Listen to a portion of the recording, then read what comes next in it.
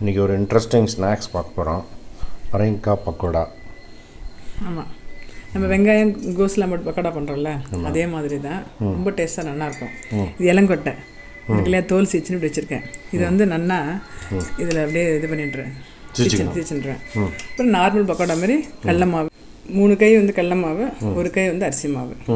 அது எப்படின்னா இப்போ எவ்வளோ நம்ம சீச்சுக்கு போகிறோமோ அந்த அளவுக்கு கடல மாவு, அப்புறம் கடல மாவு எந்த அளவுக்கு எடுத்துட்டோமோ அதில் 1 பங்கு வந்து அரிசி மாவு, அப்புறம் 4 பச்சை மிளகாய் பொடி வச்சுருக்கேன்.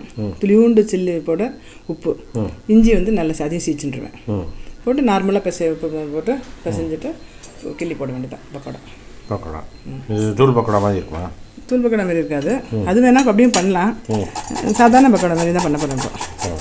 அப்படி அப்படி இது மாதிரி இருக்கு இல்லையா, இந்த மாதிரி பொடி பொடியாக சீச்சுக்கணும். நல்லா சீச்சுட்டேன் நான்.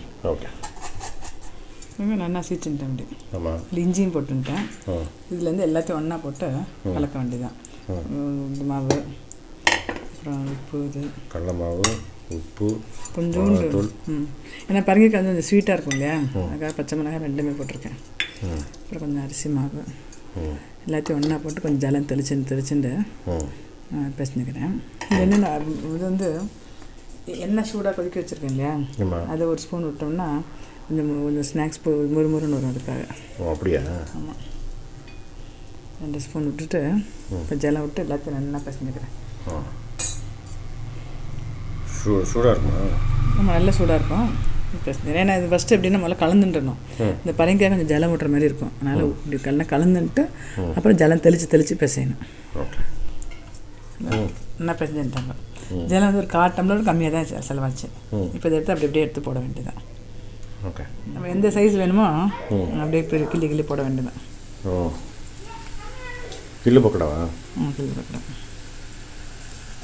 சின்னதாக போடுறேன். சின்னதாக போடுறேன். இது இளங்கொட்டை தானே? இளங்கொட்டை தான்.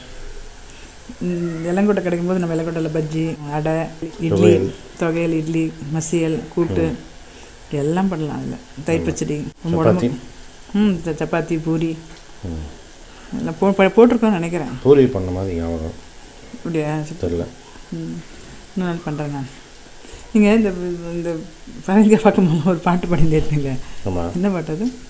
ஸ்கூல் பாட்டு. ஸ்கூல் பசங்களுக்குலாம் அந்த டைம்லலாம் வந்து டீச்சர்ஸ்லாம் வந்து ஒரு காயையும் பற்றி ஒரு பாட்டு சொல்லி தருவா.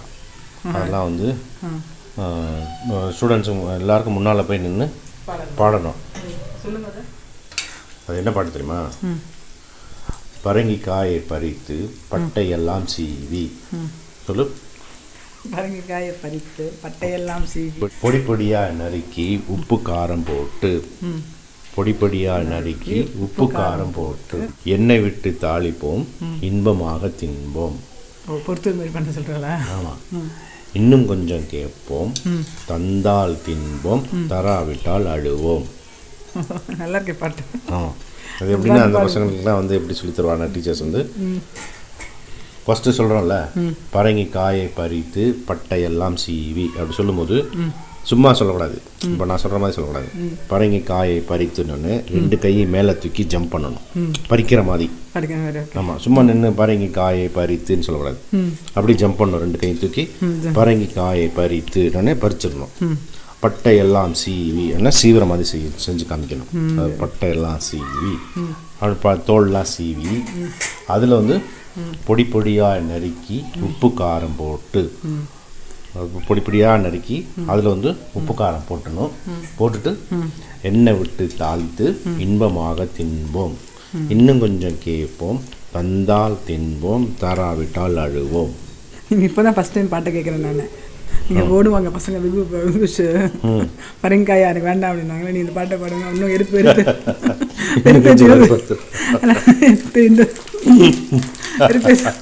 நான் கவனிச்சதில்லை. இப்போ தான் பார்க்குறேன், பாட்டு நல்லா இருக்காங்க. எவ்வளோ தமிழ் பாட்டில் எவ்வளோ ஒரு இதுவாக இருக்குது. ஆமாம், அது இந்த ராகத்தோட பண்ணதான் இது இருக்கும். நம்ம இதோட பெனிஃபிட்ஸ் எல்லாம் போட்டு ஒரு சாட் மாதிரி போட்டு குழந்தையா இருக்கும்போது காமிப்போம்ல, இது மாதிரி சில எவ்வளோ இருக்குது அப்படின்னு. அது மாதிரி இருக்குது, இது காமிக்கணும். நிறைய பேர் பரங்கிக்காய் பிடிக்காது. ஆமாம், ஆக்சுவலாக இதோட வேணும்னா 2 வெங்காயம் போட்டுக்கலாம். ஆக்சுவலாக இந்த பரங்கிக்காய் வாசனை தான் சூப்பராக இருக்கும். ஆனால் இது வந்து பரங்கிக்காய் வந்து இந்த பலாக்காய் மாதிரி பிஞ்சு, காய், பழம் எல்லாத்தையும் சாப்பிடலாம். அதே மாதிரி பரங்கிக்காயில் வந்து அந்த இலையும் இலையும் சமைச்சு சாப்பிட்லாம், பரங்கி இலை. ஆமாம், பூ கூட வாசல் இந்த மார்கழி மாதத்தில் வைப்பா. ஆமாம், அதுமாதிரி இது நிஜமாகவே இந்த பரங்கிக்காய் வந்து சாப்பிட பழகிக்கணும். அவ்வளோ டேஸ்ட் இருக்கும், உடம்புக்கு அவ்வளோ நல்லது. கடையெல்லாம் ரெட்டாக வாங்குறதோட இப்போ இந்த டெண்டராக கிடைக்கிறதுல இந்த மாதிரி பண்ணோம்னா அவ்வளோ நல்லாயிருக்கும். ஆமாம், அந்த இளங்கொட்டையில் வந்து நீங்கள் தோலையும் யூஸ் பண்ணிக்கலாம். ஆமாம், அப்படியே யூஸ்வலாக கூட்டுக்கெலாம் போடும்போது நம்ம தோலோடு தான் போடுவோம். போட்டு கொஞ்சம் இலசாக இருக்கும்போது அப்படி தான் போட்டுருவோம். ரொம்ப நாள் ஆனதுக்கப்புறம் கொஞ்சம் சோப்பாய் பழசாகிடும் பார்த்தீங்களா, அப்போ கொஞ்சம் கிணமாயிடும். அந்த டயத்தில் வந்து நம்ம தோலை எடுத்துப்போம். ஆமாம், எவ்வளோ அழகாக சொல்லியிருக்காங்கல்ல இந்த பாட்டில். ஆமாம். ஆனால் கிறிஸ்பியாக இருக்குது ஜெஷி. நல்லா இருக்கும். பண்ணி போட்டு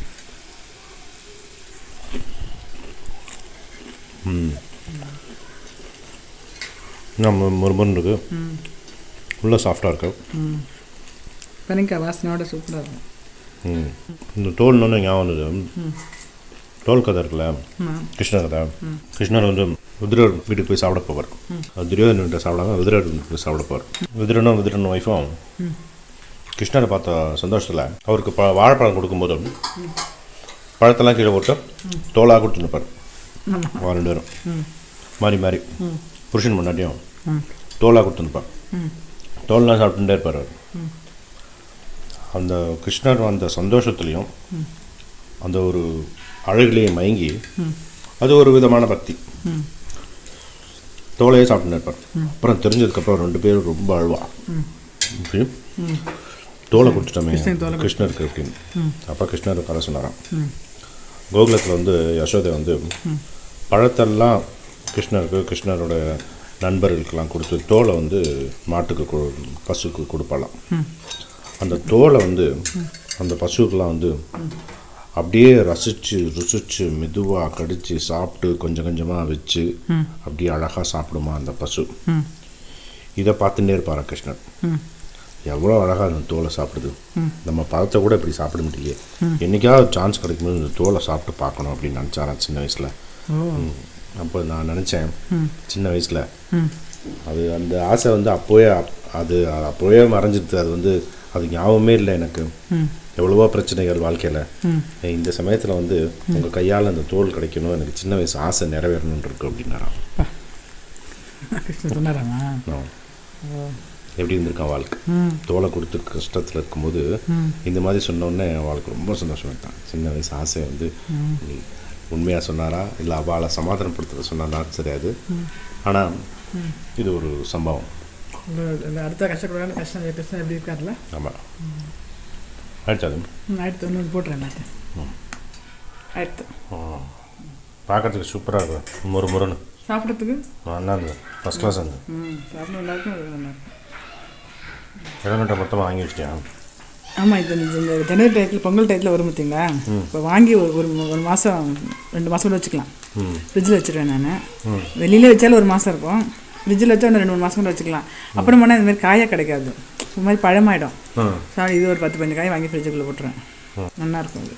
super snacks. Awesome. Thanks. Okay.